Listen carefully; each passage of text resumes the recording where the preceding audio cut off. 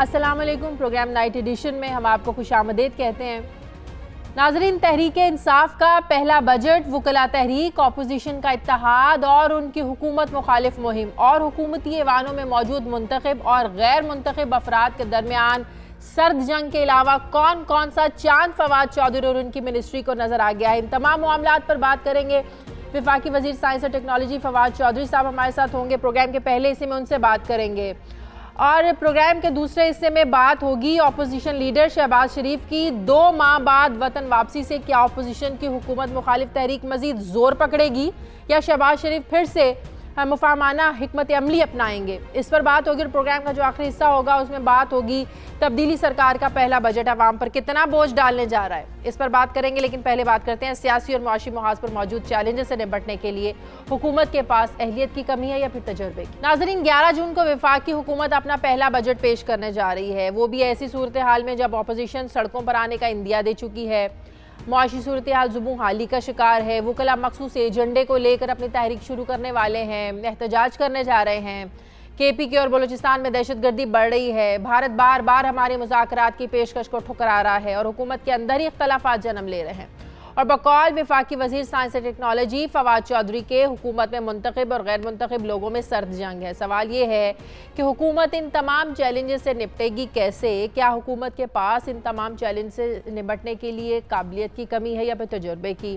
Opposition جو قومی assembly کا ایک عام اجلاس نہیں چلنے دیتی ہے، وہ بجٹ اجلاس میں کیا ہنگامہ برپا کرنے والی ہے؟ پھر حکومت کے پاس اس کو روکنے کے لیے کیا پلان ہے، کیا اسٹریٹجی موجود ہے؟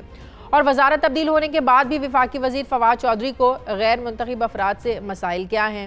ان سب پر بات کرنے کے لیے وفاقی وزیر سائنس اور ٹیکنالوجی فواد چودھری صاحب بھی ہمارے ساتھ موجود ہیں. بہت شکریہ فواد آپ کا.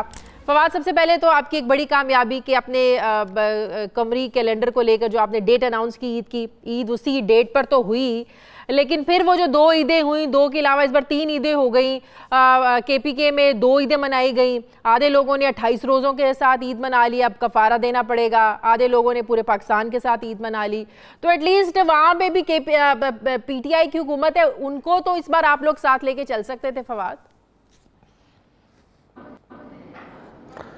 دیکھیں، اس میں کوئی حکومت کا تعلق نہیں ہے، اس کا زیادہ تعلق جو ہے وہ سوسائٹی کے اندر جو تقسیم ہے اس سے ہے.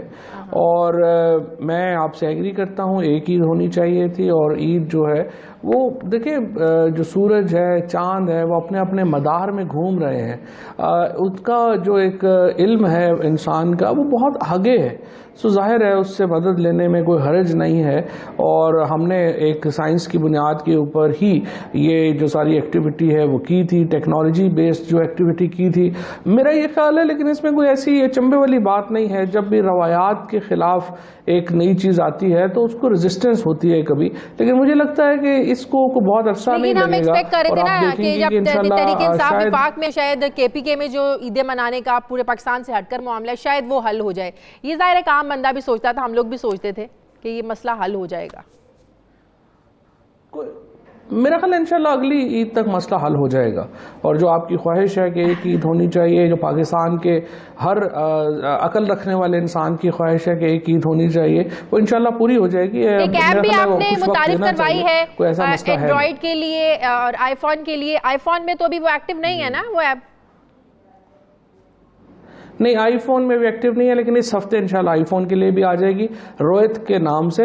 اس میں آپ جب اپنے موبائل فون میں آپ ڈاؤن لوڈ کریں گے، اس کے بعد آپ آسمان کی طرف اپنا موبائل کریں گے تو اٹ ول شو یو کہ کون سے سٹارز جو ہیں اس وقت کہاں پر ہیں. تو آپ بآسانی اس میں اگر آپ مون لکھیں گی یا سن لکھیں گی، وہ ایگزیکٹلی آپ کو، جی بالکل سب نظر آ جائے گا. وہ آپ جن لوگوں کے پاس اینڈرائڈ ہے وہ تو ابھی بھی میرا خیال ہے کہ تقریباً 15-18 ہزار ڈاؤن لوڈز تو میں دیکھ چکا ہوں کہ اب تک ہو چکے ہیں.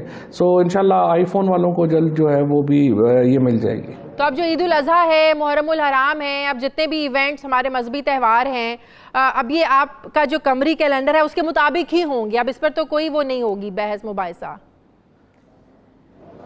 آئیڈیل سچویشن تو یہی ہے. ابھی ہم اسلامی نظریاتی کونسل کی بھی مجھے امید ہے کہ ان کا بھی انپٹ جو ہے وہ ایک آ جائے تو اس سے زیادہ ایک کمپریہنسو ہو جائے گا. ادروائز جو کیلنڈر ہے وہ ہم نے تو جاری کر دیا ہے. جس طرح میں نے آپ کو کہا کہ کسی کے کہنے سے نہ کہنے سے چاند کے جو گردش کا معاملہ ہے وہ تو تبدیل نہیں ہو جانا, یا سورج کا کوئی جو اپنا ایک کردار ہے وہ تو چینج نہیں ہو جانا نا. تو وہ تک بحثوں کے حساب سے تو چلے ٹھیک ہے, اگر کوئی اور بحث نہیں ہے, لیکن باقی جو سارے معاملات ہیں وہ تو ایک کائنات جو ہے وہ تخلیق اللہ تعالیٰ نے کی ہے, وہ ایک حساب کے مطابق ایک مداروں میں گھوم رہے ہیں. وہ علم جو ہے اللہ تعالیٰ نے انسان کو دیا ہے, اب اس سے فائدہ اٹھانا نہ اٹھانا وہ ہمارے بس میں ہے. ہم نے کوشش کی ہے, سوسائٹی کے سامنے رکھا ہے, لوگوں کے سامنے رکھا ہے, اس سے جس پہ عقل ہوگی وہ استعمال کرے گا, جس میں نہیں ہوگی پھر آپ کو معلوم ہے ہر سوسائٹی میں ایسے لوگ بھی ہوتے ہیں جو نہیں بات کوئی مانتے تو وہ نہ مانے. بہرحال آپ نے اس وزارت میں آ کے ایک میسج تو دے دیا کہ کوئی بھی وزارت غیر اہم نہیں ہوتی ہے, کام کرنے کی ضرورت ہوتی ہے, جو لوگ کام نہیں کرتے ہیں وہ اس کو غیر اہم بناتے ہیں. لیکن آپ نے جس طریقے سے یہ سب کام کیا ہے, 2-3 ہفتے ہوئے ہیں آپ نے یہ سب کچھ جو ہے نا وہ انٹروڈیوس کروایا, لیکن بڑی اچھی بات ہے, ہم آپ کو مبارکباد دیتے ہیں, بڑا زبردست آپ اپنی وزارت میں کام کریں. آگے بڑھتے ہیں, کچھ ذرا سیاست پر بات کر لیتے ہیں. فواد, آپ لوگوں کی حکومت کا ایک بیانیہ تھا کہ شہباز شریف نہیں آئیں گے, کوئی لاپتہ کہتا رہا, کوئی مفرور کہتا رہا, تو کوئی کہتا رہا ایک بھائی جو ہے نا وہ باہر بیٹھا ہے, دوسرا جیل میں ہے, وہ بھی بیماری کی آڑ میں باہر جانے کی کوشش کر رہا ہے. اب وہ واپس بھی آ گئے ہیں, وہ دونوں پارٹیاں اجلاس بلا رہی ہیں, پیپلز پارٹی بھی بلا رہی ہے, نون لیگ بھی بلا رہی ہے. ایک آپ لوگوں کو ٹف ٹائم دینے کی کوشش ہو رہی ہے, آپ لوگوں کا ایجنڈا کیا ہے؟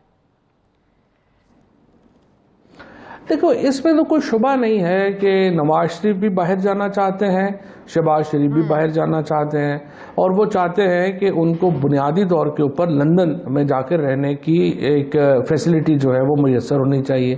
اب واپسی کیوں ہوئی ہے یا کیوں آئے ہیں, وہ ان کو پی ایم ایل این کی جو اندرونی پالیٹکس ہے وہ کھینچ کے لائی ہے, جہاں پہ مریم نواز شریف جو ظاہر ہے کہ اپنی کنوکشن کی وجہ سے باہر نہیں جا سکتی, لیکن مجھے لگتا یہی ہے کہ آگے چل کے آپ دیکھیں گی کہ تھوڑا اس کی جو پی ایم ایل این کی اندر کی جو ایک ٹسل ہے وہ بڑھے گی اور وہ آپ کے سامنے آئے گی. تو اس کا مطلب یہ ہے کہ جو لوگ سمجھ رہے ہیں کہ وہ تحریک کو چلانے کے لیے آئے ہیں, بجٹ آ رہا ہے اس میں حکومت کو ٹف ٹائم دینے کے لیے آئے ہیں, ایسی کوئی وجہ نہیں ہے. ہمیں تو یہ بھی پتہ ہے کہ وہ مفاہمتی پالیسی پر یقین رکھتے ہیں, ان کا تلخ لہجہ اور ان کی سختی لہجے میں بڑی کم ہم لوگ دیکھتے ہیں, ہمیشہ مفاہمت کی بات کرتے ہیں. تو آپ لوگوں کو کوئی خوف نہیں ہے, کوئی ڈر نہیں ہے جو اپوزیشن تحریک چلانے جا رہی ہے, آپ لوگوں کو نہیں لگتا کہ آپ لوگوں کو ٹف ٹائم دینے والی اپوزیشن, یا آپ لوگ سنجیدہ لے ہی نہیں رہے ان کی تحریک کی کال کو؟ دیکھیں, پہلی بات تو یہ ہے کہ ہر چیز کا جو انالیسز ہے نا وہ ایک کرنا چاہیے, ایک خود کو بائسڈ بنا کے انالیسز نہیں ہوتا. انالیسز ہوتا ہے آپ اپنے آپ کو ایک انڈیپینڈنٹ پوزیشن پہ رکھ کے.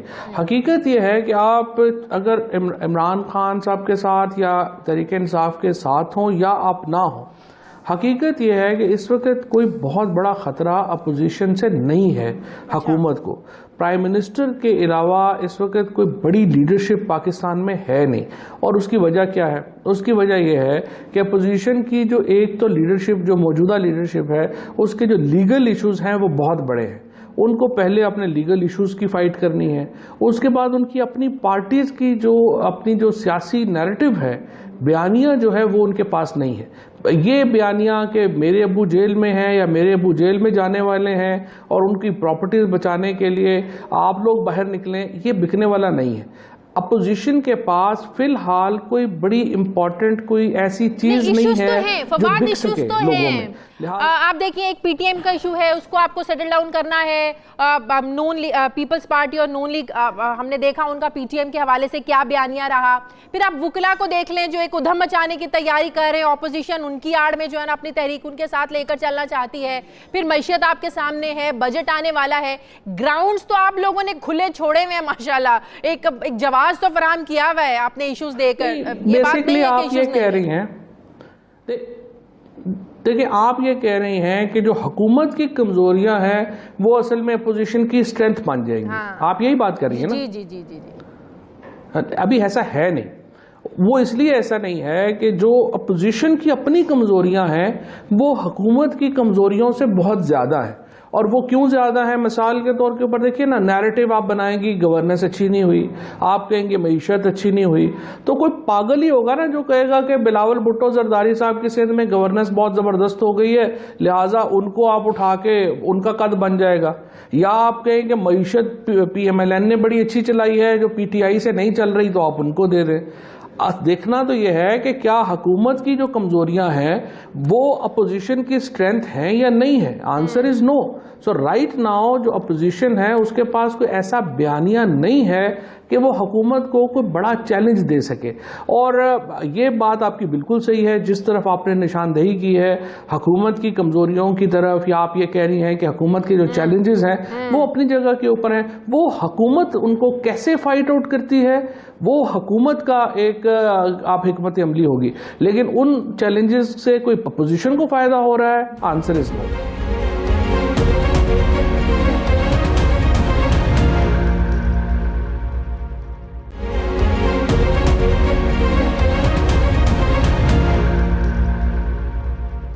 بجٹ آنے والا ہے فواد ایک دن کے بعد 11 تاریخ کو، آپ اپنے حلقے میں جب جاتے ہیں، اپنے شہر جاتے ہیں جہلم، وہاں پر لوگوں کا کیا ریاکشن آپ دیکھتے ہیں؟ بجٹ کے حوالے سے سارا لوگ پریشان ہیں، مہنگائی سے پریشان ہے، کوئی لوگوں کا دکھ درد تکلیف کوئی محسوس ہوتی ہے کہ پچھلے 10 مہینوں میں پی ٹی آئی نے لوگوں کو دیا کیا ہے، آگے یہ پرسوں کیا دینے جا رہی ہے؟ جس دن عمران خان نے بحیثیت پاکستان کے وزیر اعظم کے حلف لیا، اس کے بعد جو حالات آئے کہ آپ کو اس سال 10 ارب ڈالر واپس کرنے ہیں۔ اب آپ مجھے بتائیے کہ ایک حکومت جو اقتدار میں آئے پتہ چلے کہ آپ کو 10 ارب ڈالر فوراً واپس کرنے ہیں، آپ کیا کریں گے؟ دو ہی طریقے ہیں، یا تو آپ ری شیڈیولنگ کرائیں گے اور یا پھر آپ ادھر ادھر سے پیسے اکٹھے کریں گے اور پیسے دیں گے۔ تیسرا طریقہ یہ ہے کہ آپ اپنے قدموں کے اوپر کھڑا ہونے کی کوشش کریں گے۔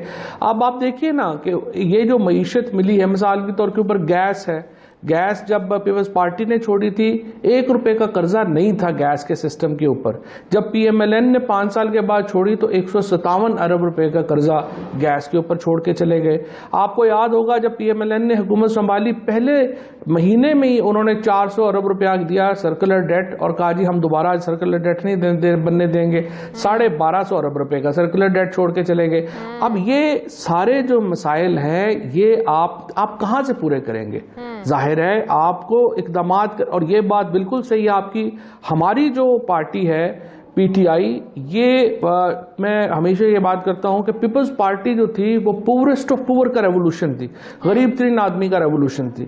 ہمارا جو اقتدار میں آنا ہے یہ مڈل کلاس کی وجہ سے ممکن ہوا ہے۔ لوور اور اپر مڈل کلاس نے، سیلڈ کلاس نے ہمیں ووٹ دیے، وہ سب سے زیادہ مشکل میں ہے، اور ہم سے زیادہ احساس کس کو ہوگا؟ کیونکہ وہی تو ہمارے ووٹر ہیں۔ عام آدمی یہ باتیں سمجھتا ہے، میڈیا پر آ کر آپ لوگ بالکل یہ بات کرتے ہیں، میڈیا کے تھرو یہ بالکل بات سمجھانے کی کوشش کرتے ہیں کہ 10 ارب ہمیں واپس کرنا تھا، نون لیگ یہ چھوڑ کے گئی، پیپلز پارٹی یہ چھوڑ کے گئی۔ عام آدمی آپ لوگوں کی یہ بات سمجھتا ہے؟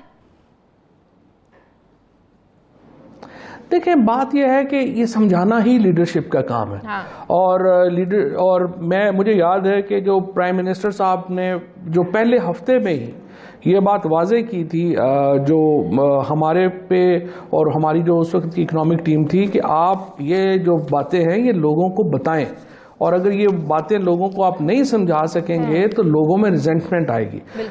مجھے لگتا ہے کہ ہم اس طرح سے لوگوں کو نہیں بتا پائے جس طریقے سے بتانا چاہیے تھا، اور یقینی طور کے اوپر جو میسج جس طریقے سے ایک ہونا چاہیے تھا اس طریقے سے وہ میسج نہیں گیا، جس کی وجہ سے ایک ریزنٹمنٹ ہماری جو اپنا ووٹر ہے، سب سے زیادہ پرابلم وہاں پر ہوتی ہے جب آپ کا اپنا ووٹر جو ہے وہ گلا کرے۔ اب ہمارا اپنا ووٹر اس کے اوپر جو ہے جو گلا کرتا ہے اس کی وجہ سے ہمیں زیادہ تکلیف پہنچتی ہے، لیکن حقیقت یہ ہے کہ جو اکانومی ہمیں ملی ہے وہ بالکل ایک کہ یہ تباہ شدہ معیشت ہے، اس کو سنبھالنے میں، اس کو کرنے میں کچھ وقت درکار ہوگا۔ کل بجٹ آئے گا، اس کے بعد دیکھتے ہیں کہ کس طرح سے اگلے 6 سے 8 مہینے کس طرح سے گزرتے ہیں، کیا بہتری آتی ہے۔ اہم بات ہے اگلے 6 مہینے جو ہیں وہ بہت اہم ہے ہمارے لیے۔ اچھا، اپوزیشن ایک عام اجلاس چلنے نہیں دیتی ہے، ہم نے پچھلے دنوں بھی دیکھا کس طرح مچھلی منڈی جو ہے نا وہ پارلیمنٹ ہماری بنتی رہی ہے، ایک تماشا بنتی رہی ہے پارلیمنٹ، تو پرسوں اتنا عام دن ہے، ظاہر اپوزیشن اپوز کرے گی، اپوزیشن نے بالکل تیاری کی ہوئی ہے، اسی حوالے سے ان لوگوں نے بھی اپنے اجلاس بلائے ہیں. آج بنی گالہ میں بھی اجلاس تھا، بجٹ حوالے سے بھی، اس حوالے سے بھی کچھ اسٹریٹجی آپ لوگوں نے بنائی ہے؟ کیا بنائی ہے؟ اپوزیشن اگر اس پر ہنگامہ کرتی ہے، کارروائی چلنے نہیں دیتی ہے، آپ لوگوں نے اپنے تئیں کیا پلان بنایا اس دن؟ دیکھیں ہماری تو کوشش یہی ہوگی کہ اپوزیشن، دیکھیں اگر پاکستان میں ڈیموکریٹک اداروں نے آگے چلنا ہے، اپوزیشن کا ایک رول ہے. اپوزیشن کا رول یہ ہے کہ اپوزیشن یہ کہے کہ یہ جو پالیسیز ہیں حکومت کی یہ غلط ہیں اور اس کے بجائے یہ پالیسی ہونی چاہیے. ہمارے ہاں جو ہمارا ایک ٹپیکل ایک آئی وڈ سے کہ ایک ہم جو سول گورنمنٹ میں پھنس گئے ہیں وہ یہ ہے کہ ہمارے ہاں جو اپوزیشن ہے اس کا کام صرف یہ رہ گیا ہے کہ وہ تنقید کرتی ہے گورنمنٹ کے اوپر کہ یہ نہیں ہوا، یہ نہیں ہوا، یہ نہیں ہوا. آپ پہلے 30 سال حکومت کی، آپ نے کیا کیا؟ کچھ نہیں کیا.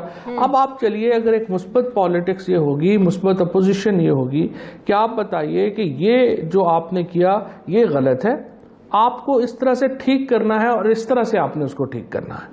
سو وہ جو ایک ہمارا مسنگ ہے، اور اجلاس میں اندر جو ہے وہ ہنگامہ آرائی سے ایک میڈیا اٹینشن تو ملتی ہے اپوزیشن کو اور اس میں، لیکن الٹیمیٹلی یہ ہو رہا ہے فرینکلی کہ ہمارا ایز اے پولیٹیشین جو امیج ہے ان کا ایک ون پوائنٹ ایجنڈا یہ ہے، وہ ایک ہی پوائنٹ پر بات کریں کہ یہ جو بجٹ پیش کرنے جا رہے ہیں آئی ایم ایف کا بجٹ ہے، آپ لوگوں نے تو بنایا ہی نہیں ہے بجٹ. آپ لوگوں کی اپنی اس میں اگر بجٹ آپ لوگوں نے حکومت نے بنایا تو عوام کو ریلیف ملتا. جو آپ چیخیں نکلوانے کی بات کرتے تھے وہ نکلیں گی جب پرسوں بجٹ اناؤنس ہوگا. تو وہ تو الزام یہ لگا رہے ہیں کہ بجٹ آئی ایم ایف نے بنایا، ان کی شرائط پر بنایا گیا یہ بجٹ.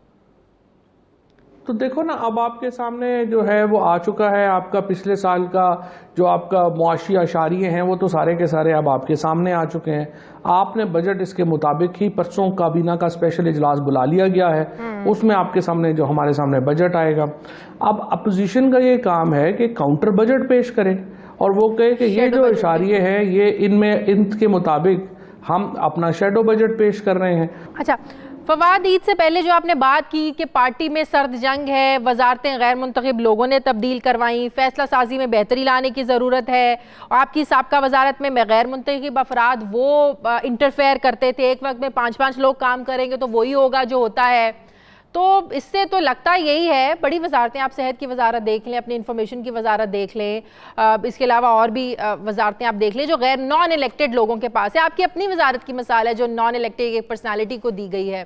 تو لگتا یہی ہے کہ جو حکومت ہے وہ نان الیکٹڈ لوگ چلا رہے ہیں، فیصلہ سازی میں بھی وہ لوگ حاوی ہیں الیکٹڈ لوگوں پر. دیکھیں بات یہ ہے کہ وہ بات ہوئی تھی، اس کے بعد جو ہے وہ کافی اس پہ لے دے ہو گئی. اس طرح سے میں کوئی اس طرح سے تو بات نہیں کر رہا تھا، لیکن جو ایک بات سامنے تھی وہ میں نے بات جو ہے اس وقت یہ کی تھی. الٹیمیٹ ڈیسیژن میکنگ جو ہے وہ ہے عمران خان صاحب کے پاس، پرائم منسٹر صاحب کے پاس. پرائم منسٹر صاحب نے جو ہے وہ اپنے فیصلے لینے ہیں، لیکن اس کے ساتھ ساتھ پرائم منسٹر صاحب کا جو اس وقت ایک مینڈیٹ ہے وہ پارلیمنٹری ڈیموکریسی کا مینڈیٹ ہے، اور پارلیمنٹری ڈیموکریسی سے ہی پرائم منسٹر صاحب الیکٹ ہوئے ہیں. ہماری اپنی پارٹی کا جو مینڈیٹ ہے وہ بھی پارلیمنٹری ڈیموکریسی جو ہے اس کو وہ آگے بڑھاتا ہے. لہٰذا ظاہر ہے کہ پارلیمان کا جو اہمیت ہے وہ اپنی جگہ کے اوپر ہے، اور اس بات کے اوپر پرائم منسٹر صاحب جو ہے وہ کافی حد تک اس کے اوپر کنونس ہیں کہ پارلیمنٹ کا جو رول ہے وہ بڑا اہم ہے اور اس کو جو ہے وہ ضرورت ہے اس کو تگڑا کرنے کی. اب انشاءاللہ کل سے غیر منتخب افراد نے کرنا ہے. اس میں پرائم منسٹر صاحب الیکشنز ہوئے ہیں، الیکٹڈ لوگ ہیں، ایٹ لیسٹ کابینہ میں جو عام وزارتیں ہیں وہ تو الیکٹڈ لوگوں کو ملنی چاہیے نا. صحیح کہہ رہے نہیں، تگڑا تو ظاہر ہے اس کو الیکٹڈ لوگوں نے کرنا ہے، لیکن کل سے انشاءاللہ جو پارلیمان کا اجلاس شروع ہو رہا ہے تو پرائم منسٹر صاحب جو ہیں وہ اپنا جو کہیے کہ جو آفس ہے اس کو پارلیمان میں ہی شفٹ کریں گے، اور یہی جو ہے وہ پورا جو ہے وہ اس کے اوپر بجٹ میں بھی انہوں نے فیصلہ کیا ہے کہ وہ پورا ساتھ دیں گے بجٹ میں بھی لانے کو، اور وہ پارلیمان کے اندر ہی زیادہ جو اپنا مزید آخری سوال، مزید وزارتیں بھی تبدیل ہونے جا رہی ہیں؟ کچھ اور بھی وزارتوں میں تبدیلی کے امکانات ہیں؟ مجھے اس بارے میں نہیں، شیخ رشید صاحب نے غالباً یہ بات کہی ہے، لیکن مجھے اس بارے میں کچھ علم نہیں ہے، اس لیے میں تبصرہ کر نہیں سکتا۔ بہت شکریہ فواد چودھری ہمارے ساتھ تھے۔ ناظرین مجھے پروگرام میں ایک بریک لینی ہے، بریک کے بعد جب واپس آئیں گے تو بات کریں گے کہ شہباز شریف کی وطن واپسی سے اپوزیشن کو کتنا فائدہ ہوگا اور حکومت کو کتنا نقصان۔ کیا شہباز شریف نون لیگ کو پھر سے مفاہمانہ پالیسی کی جانب لے کر جائیں گے؟ ایک چھوٹے سے وقفے کے بعد۔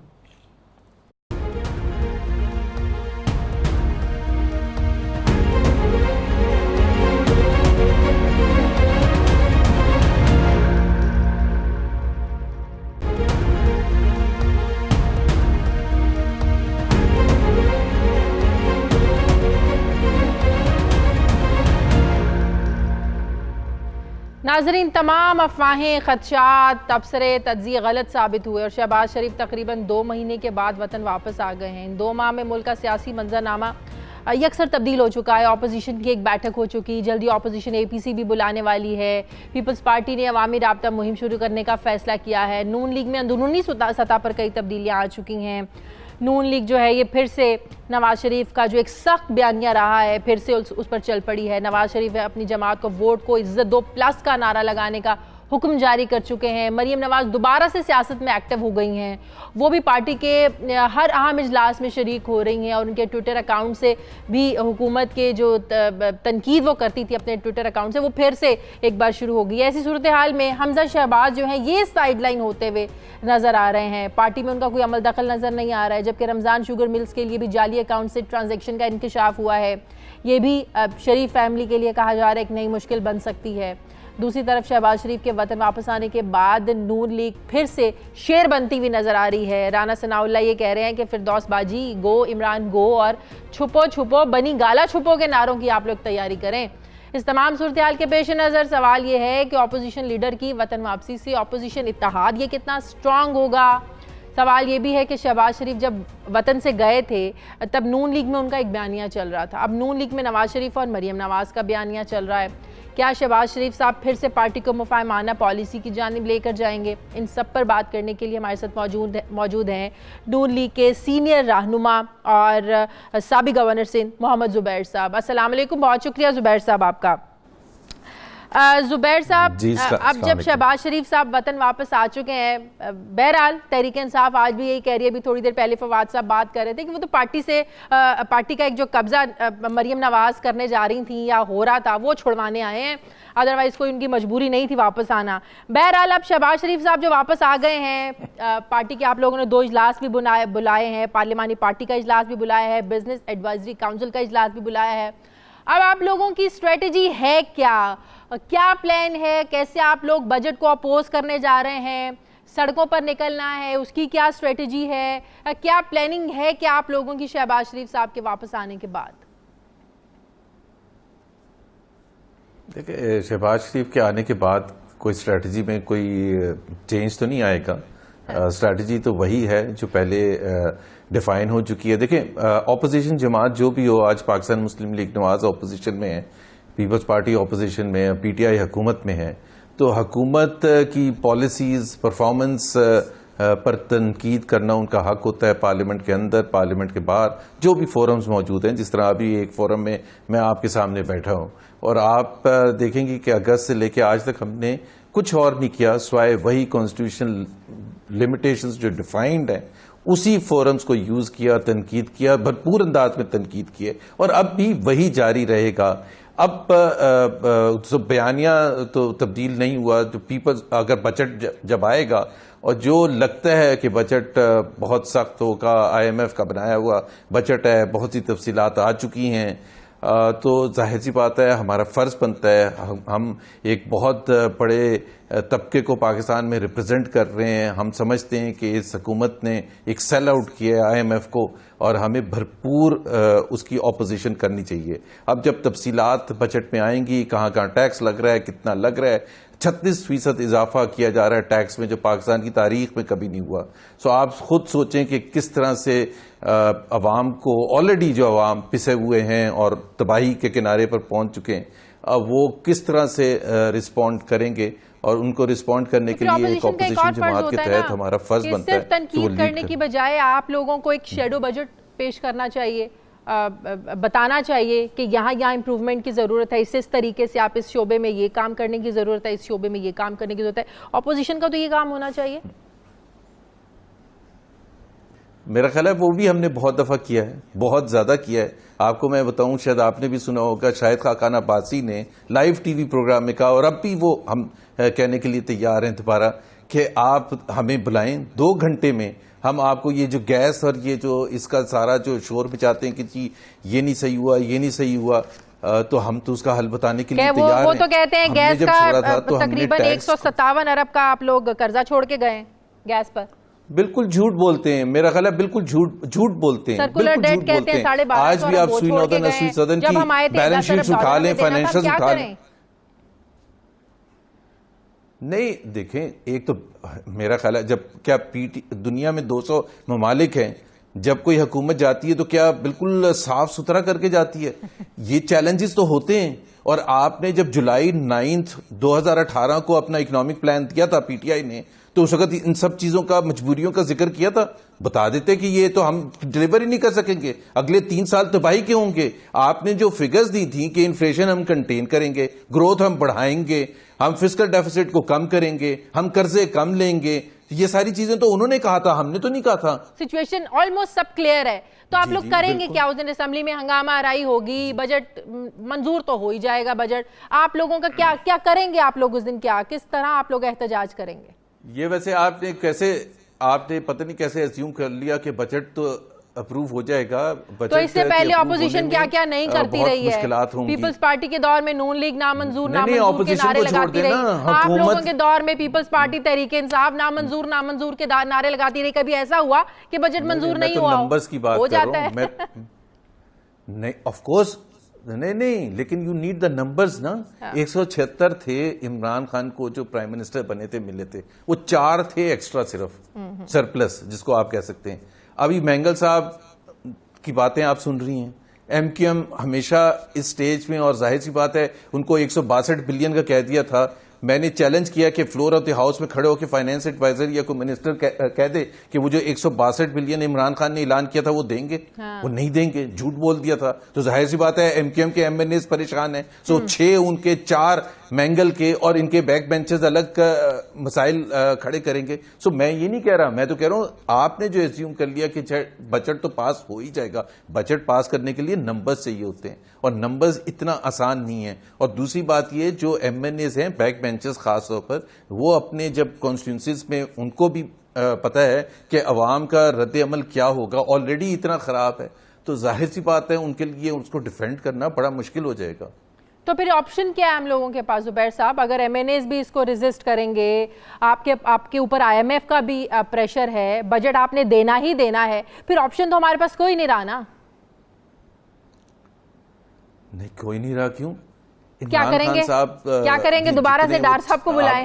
کیا کریں؟ ان کو کہیں آگے اسٹریٹجی بنائیں. نہیں وہ ڈار صاحب کو، عمران خان تو وہ ظاہر ہے وہ تو کہتے ہیں نا کہ میں خودکشی کر لوں گا، آئی ایم ایف نہیں جاؤں گا. شاید آپ کہتے ہوں گے کہ ڈار صاحب سے مشورہ نہیں لوں گا، خودکشی کر لوں گا. تو ان کے کہنے یا نہ کہنے سے کچھ نہیں ہوتا. لیکن عمران خان نے ایک تو بہت بڑا اعتراف کر لیا ہے کہ اپنی پوری اکانومی کی ٹیم کو فارغ کر دیا. دوسرا اعتراف وہ کر لیں کہ ان کی جو سمپلسٹک سولوشنز تھے، جو ان کی نہ تیاری کرنے کا خمیازہ قوم نے بھگت رہی ہے پچھلے 8-9 مہینے 10 مہینے، اور آگے کتنے عرصے تک. ہی از اے لیم ڈک پرائم منسٹر رائٹ ناؤ. وہ پرائم منسٹر اب وہ نہیں ہے جو وہ پاور تھے. دیکھیں ایک بڑا سمپل سا میں آپ کو بتاتا ہوں، آپ بھی ایگری کریں گے، کسی پی ٹی آئی والے سے پوچھ لیں کہ پی ٹی آئی ایک آئیڈیولوجیکل پارٹی تھی جس نے ایک صرف اس لیے نہیں آئی تھی کہ وہ تھوڑا سا امپروو کریں گے. انہوں نے کہا تھا دن کو رات کریں گے اور رات کو دن کریں گے. اور وہ کون کرے گا نئے پاکستان کا تصور؟ اسد عمر کو آپ نے فارغ کر کے حفیظ شیخ کو لے آئے. تو ابھی یہ جو اگلے 4.5 سال گزارنے ہیں، تو کس طرح سے وہ گزاریں گے؟ ان کے پاس کوئی بنیاد ہے؟ اب فیصل واڈا صاحب جیسے اگر منسٹرز ہوں گے جو کہتے ہیں کہ لائن لگا کے، آپ لوگوں کے پاس ہے معیشت اوپر سے بجا ہے، وکلا تحریک ہے، ان تمام ایشوز کو لے کر کیا یہ موسم آپ کو اجازت دیتا ہے کہ آپ لوگوں کا ایک جمع غفیر لے کر، جس تحریک کی اپوزیشن کال دے چکی ہے کہ ہم نے عید کے بعد چلانی ہے، اب یہ اے پی سی بلانی ہے، کیا اس گرمی کے موسم میں، اس موسم کی جو شدت ہے، اس میں لوگ آپ کے ساتھ باہر نکلیں گے؟ مجھے ذرا بریک لینے دیں، بریک کے بعد واپس آتے ہیں۔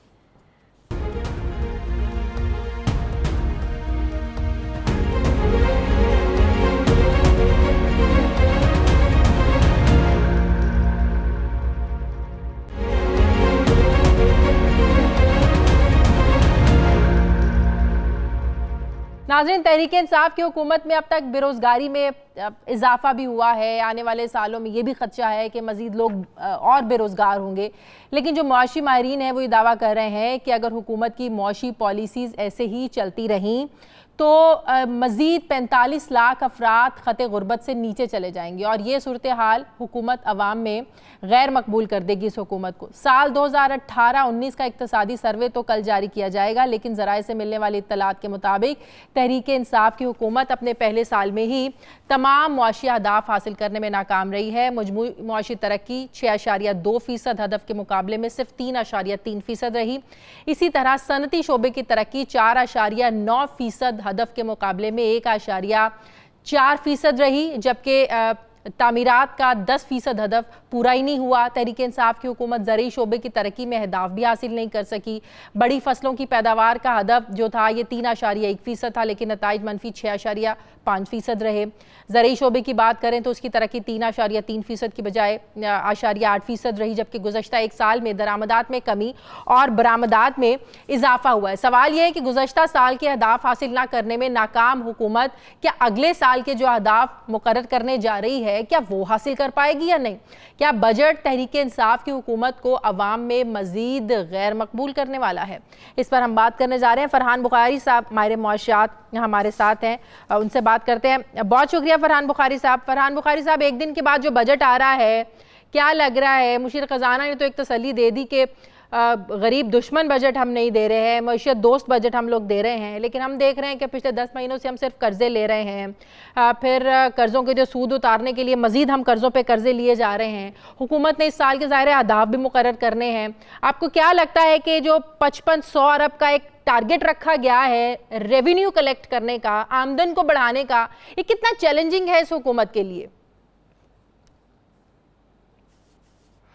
ایک تو سب سے پہلے میں یہ کہہ دوں کہ وزیر خزانہ کا جو بیان آج کا ہے کہ جناب یہ غریبوں کے لیے کوئی مشکل بجٹ نہیں ہوگا، تو مجھے ہنسی آ رہی تھی اس کے بعد، کیونکہ پاکستان کی تاریخ میں 70-72 سال سے اسی قسم کی یقین دہانیاں ہوتی آئی ہیں اور ملک کا کباڑا ہو گیا ہے، اور یہ صرف اور صرف یہ وزیر خزانہ اس میں منفرد نہیں ہے، ماضی میں بھی اسی قسم کی تسلیاں دی گئی ہیں۔ پاکستان ادھر جا رہا ہے، حکومت وہاں جا رہی ہے۔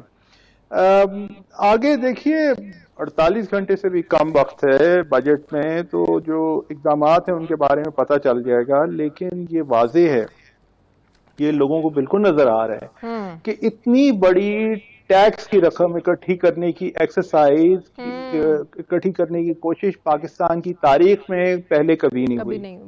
اصل سوال یہ ہے کہ کیا اس کا بوجھ مڈل کلاس پہ یا غریب غربا پہ پڑے گا جس طرح ماضی میں ہوا ہے، یا یہ واقعی وہاں سے رقم اکٹھی کی جائے گی جو لوگ جنہوں نے کبھی نہ ٹیکس صرف نہیں دیا، یہ کہ بے شمار ان کے پاس پیسہ ہے لیکن ٹیکس نہیں دیا، اور اس میں کئی طبقات بھی ہیں، اس میں سیاسی معاملات بھی ہیں کہ جی آپ زراعت کو نہیں لگا سکتے ٹیکس کیونکہ وہ صوبائی معاملہ ہے۔ بھائی صوبے بھی تو پاکستان کا حصہ ہیں، ایک ملک پہ مصیبت آئی بھی ہے تو اب آپ کو اس میں اوپر کچھ نہ کچھ تو کام کرنا ہے۔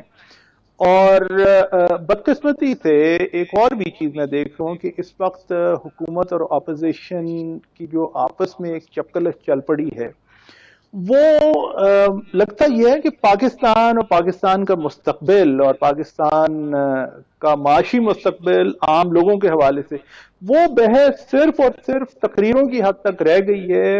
ایک ٹھوس تجزیہ اور پھر تجزیے کی روشنی میں جو نتائج اور جو اقدامات کرنے کی ضرورت ہے اس پہ بحث، وہ چیز مجھے کو بہت زیادہ نظر نہیں آ رہی، جو کہ بدقسمتی ہے۔ یہ نشستن گفتن برخاستن والی بات ایک दफा फिर तो आपको लगता है कि इस क्योंकि साल आपको जो अहदाफ मुकर्रर किए जाएंगे, हुकूमत अभी सिचुएशन में नहीं है, बहुत कुछ करना पड़ेगा उन टारगेट्स को मीट करने के लिए। अब आप देखें ना, एक हमारा जो ट्रेड डेफिसिट है, इसका जो खसारा है, ये इसको मीट करना कितना ज़्यादा बड़ा चैलेंज होगा हम लोगों के लिए। हमें अपनी जो एक्सपोर्ट है उनको बढ़ाना है, जबकि पिछले 10 सालों में आप अपना ग्रोथ रेट ही देख लें 3.7% के करीब है। जब आपका ग्रोथ रेट ही नहीं बढ़ेगा तो आप अपनी एक्सपोर्ट्स को कैसे बढ़ाएंगे? फिर आपने जो अपना रेवेन्यू का एक टारगेट मुकर्रर किया है 5500 अरब का, इसको कैसे मीट करेंगे आप?